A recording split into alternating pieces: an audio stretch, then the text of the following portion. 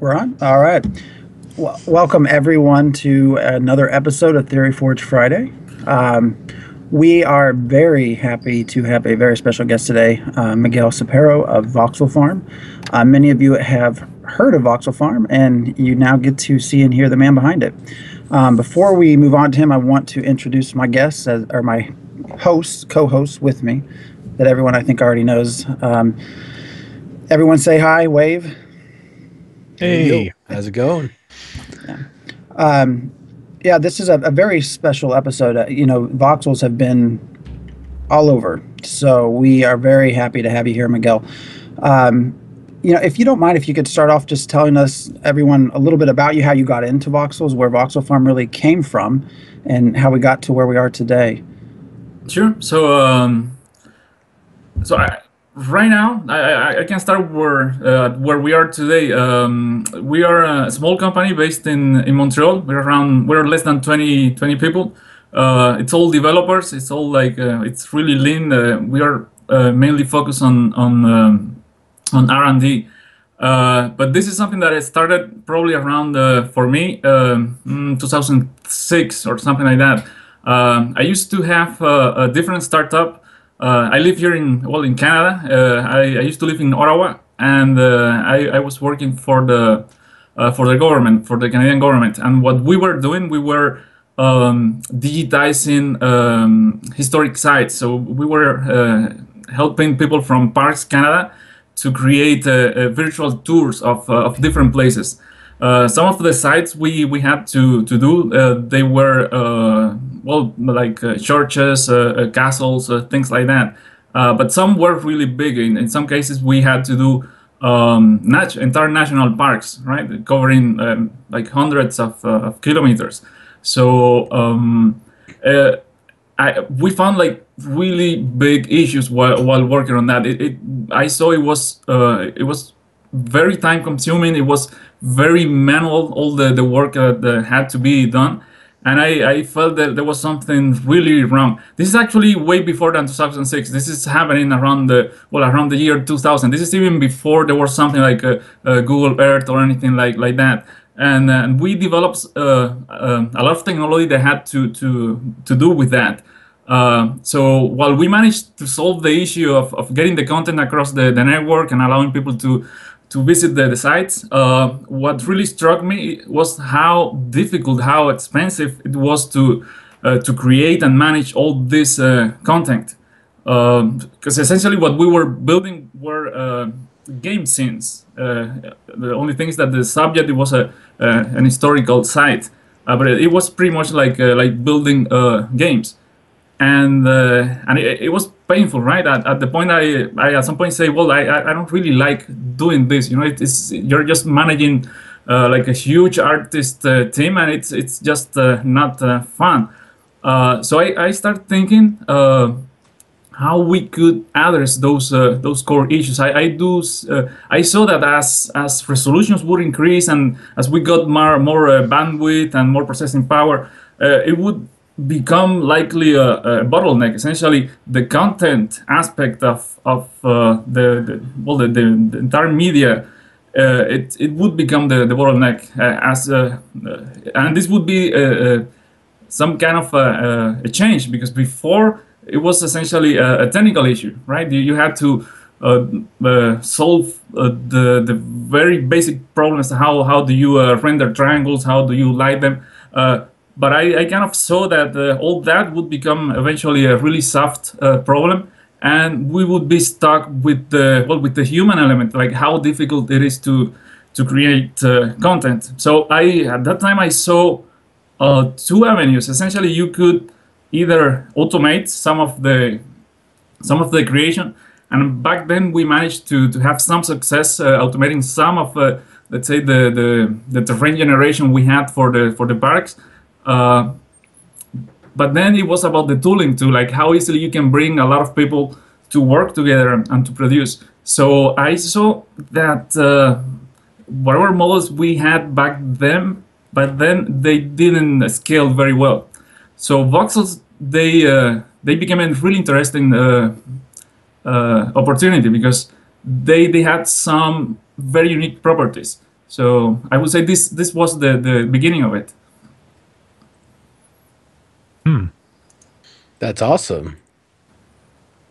So you're saying that the voxel technology, or at least all the stuff that you've been innovating, is going back to 2000 all the way up to today.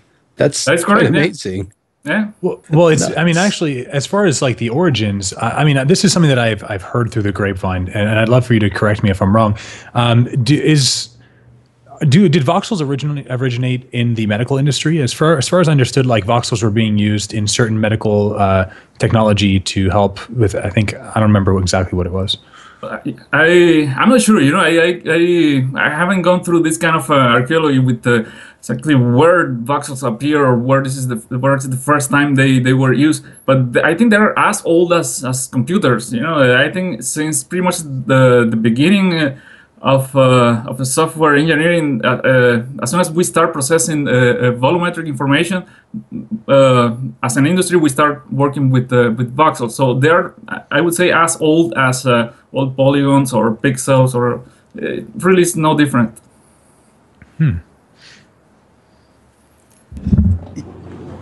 Yeah, being around for a while, why do you think they weren't used? It seems like we're really just now starting to see them much more involved in what gaming and everything. Why do you think it's taken so long? Well, I think we need to. This is how I feel it. We need to understand the time we are living in. I think we are living still in the dark ages of computing and software in general. So we kind of saw a similar transition or something like that happening with pixels. Well, you're probably too young to remember this, but there was a time where computers they could not render or produce or work with bitmaps, right? So if you had an application and you wanted to show some pretty graphics, you had to create line art, essentially vector art, which was a bunch of points connected by lines, right? Because if you wanted to have a full bitmap, you couldn't handle it. Like your computer would just burn. So at some point it became possible. At some point we said, well, actually now we can have this image instead of just vector art. We can store every pixel for the image, and this is now the Photoshop age, right? Where everything is essentially handled as pixels, and it's a lot easier for everyone, right? We still do a lot of work in using vectors, because vectors, they have quite nice properties, right? You can scale them, you can rotate them. If you're trying to do the same with the pixels, you better have enough resolutions to start with. So essentially, it's not like one model will replace the other necessarily, but if you're handling individual elements like pixels or voxels, the requirements are much higher. So we managed to do the transition to pixels probably, I don't know, in the 80s or something like that, right?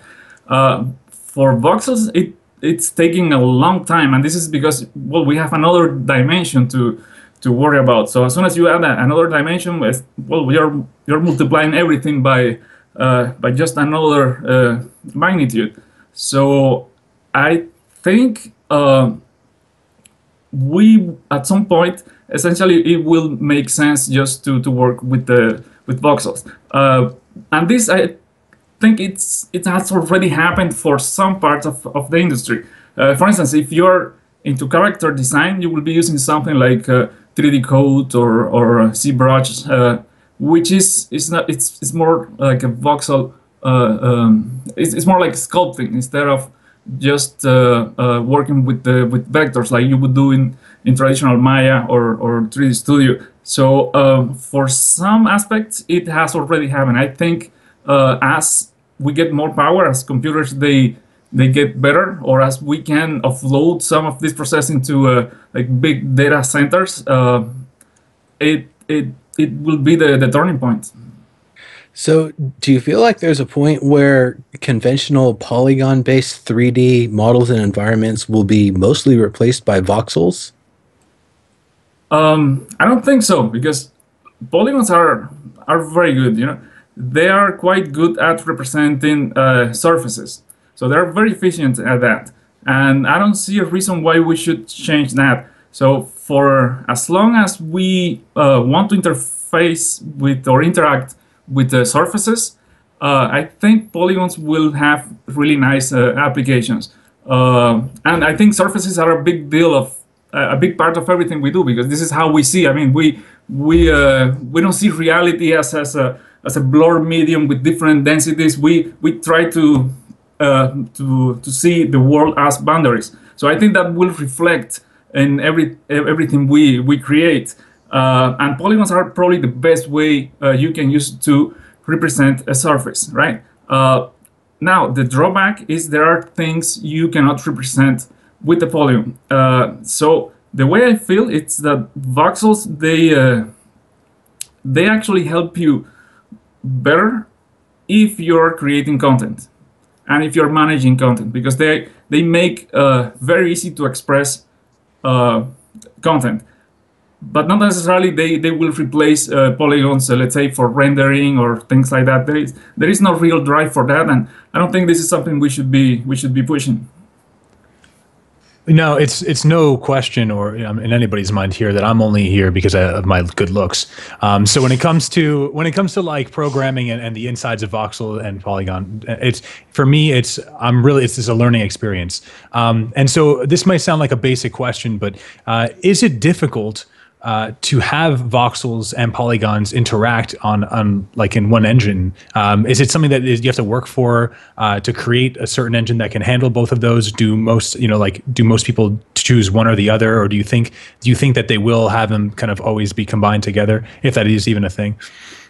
It's a good question, actually. So I couldn't tell.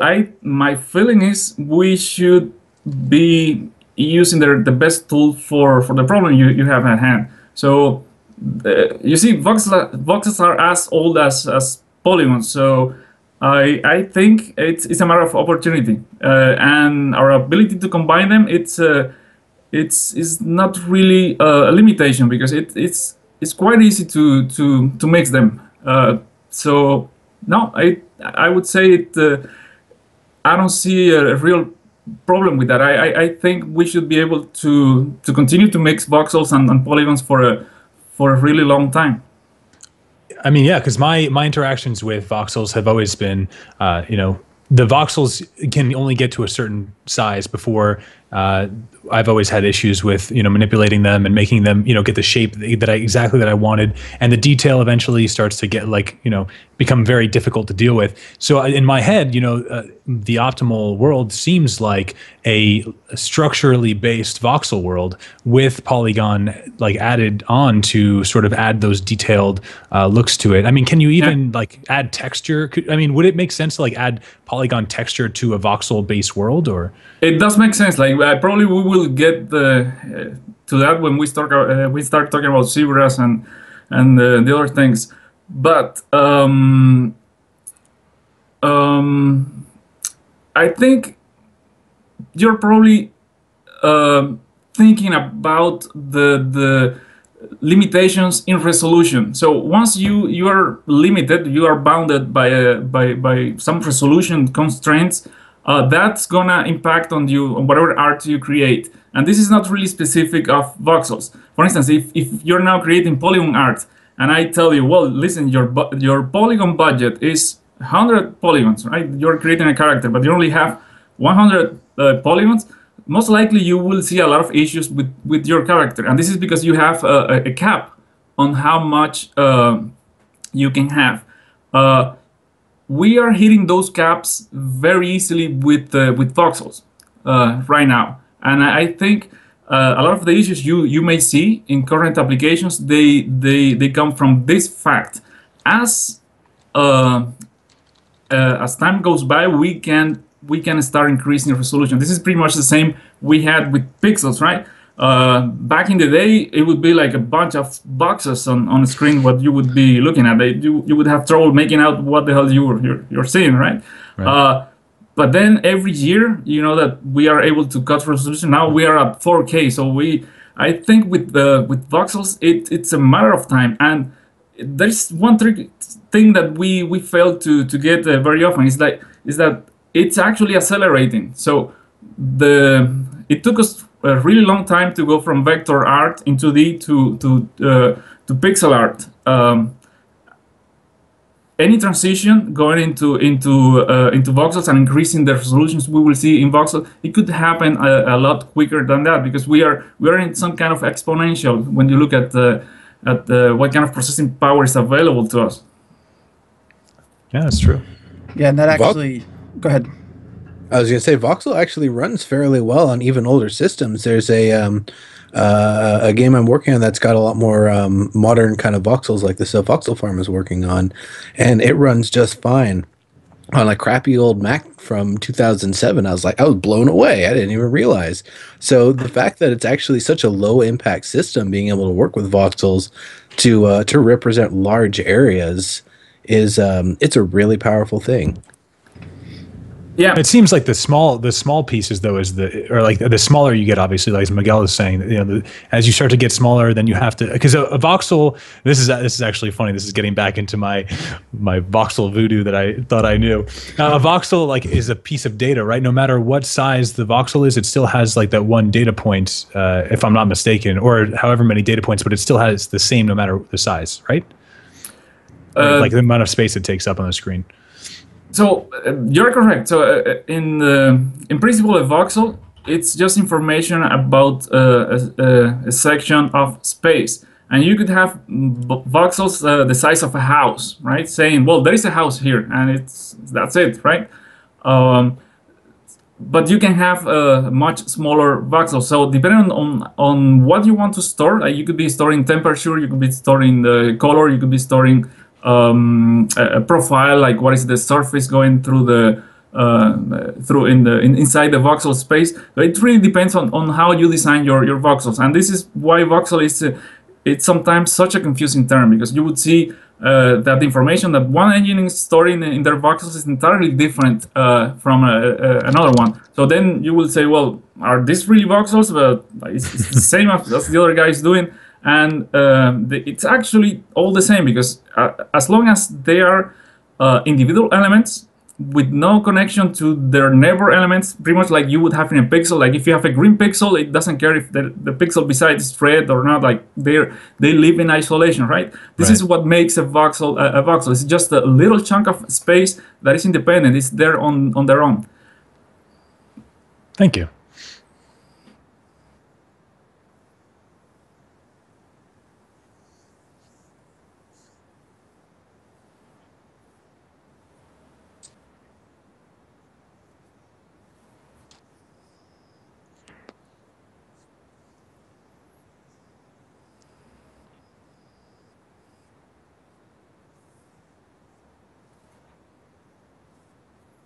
Right. Yeah, so there are different ways in which you could use it. Maybe the easiest way to explain it is, imagine you have a Photoshop document. Like you all know Photoshop, I would assume. So imagine now we have one Photoshop document, and we create one layer for each one of you guys. Like Nero will get one, and Sen will get one, etc. Right? So everyone has their own layer, and you're free to paint on your layer, right? And then someone decides how to compose the final image. The difference is that now this is entirely volumetric. Like this, instead of just a fixed document like you would have in Photoshop, now we're talking on maybe an entire world. But the principle is the same. People are working in different streams, different layers, and it's up to them to coordinate like what you want to see, how you will merge the work. So this is aimed mostly at smaller teams right now. It is something that it could scale into a full-blown MMO, let's say, because at some point you may say, well, one of the layers, right, in this document is going to be whatever the creators of the MMO are putting there, right? And then you can have teams to assemble ad hoc and just add stuff to that. It doesn't mean that it becomes automatically part of the world. Maybe it's only the team now who sees that, but maybe eventually whoever is hosting the online world, they will say, well, I like what this team has done here. Let's now merge this little part into the main layer, and this is a layer that everybody has now. So essentially, that promotes whatever content this team has created. It will appear now for everyone. Does that make any sense? Because it's like, to me, I've been working on this for months now, but it probably is just like a bunch of crazy ideas to you guys. Not only does it make sense. Okay.